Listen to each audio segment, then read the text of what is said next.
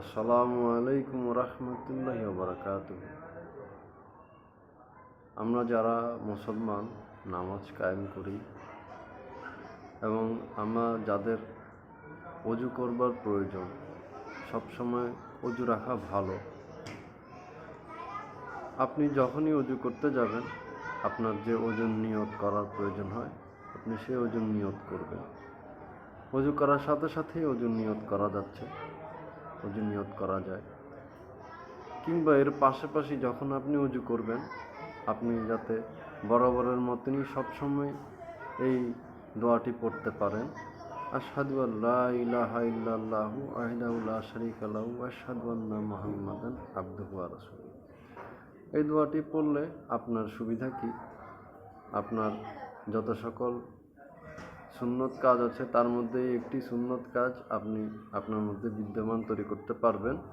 এবং এই দোয়াটি পড়ার সাথে সাথে যারা ওযু করে তাদের জন্য আল্লাহ তাআলা 7টি দরজা খুলে দেন জান্নাতের, যেখান থেকে যে কোনো একটি দরজায় আপনাকে প্রেরণ করে ফেলে আল্লাহ তাআলা, এবং সেখানে আপনি স্থায়িত্ব লাভ করতে পারেন। এবং সবসময় মনে রাখবেন, আপনি আপনার ওযু করার পাশাপাশি যে আমলনামাগুলো আছে তা অবশ্যই করবেন। যেমন আমরা ওযু করার পর অবশ্যই মসজিদে নামাজ পড়তে যাই।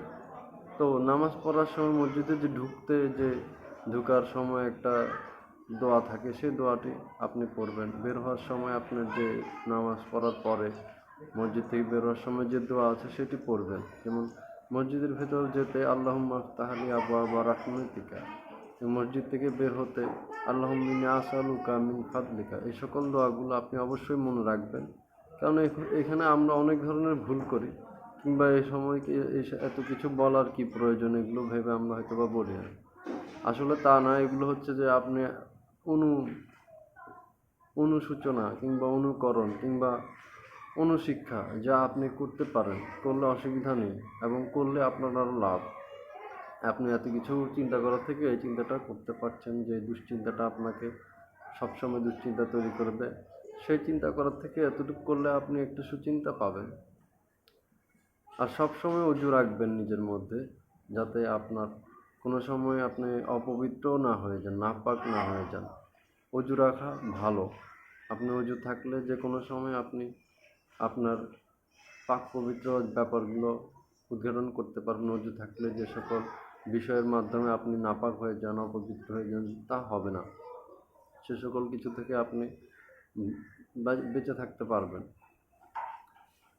তো আশা করি আপনারা আমার পক্ষ থেকে আপনাদের কাছে পৌঁছানো যে ওযুর নিয়ম, ওযুর পর ওযু করলে কি করতে হয়, আমি আমার পক্ষ থেকে সামান্যটুকু কিছু আপনাদের কাছে পৌঁছানোর চেষ্টা করেছি।